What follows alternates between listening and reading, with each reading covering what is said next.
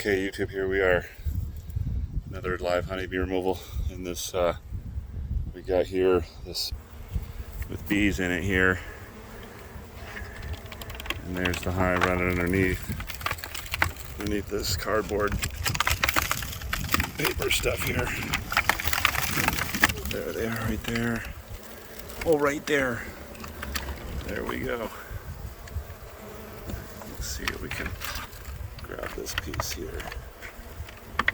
No suit required, because these are wild killer Africanized bees.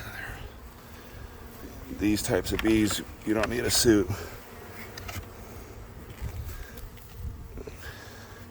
Because these wild feral bees, this is what they would classify as Africanized killer bees.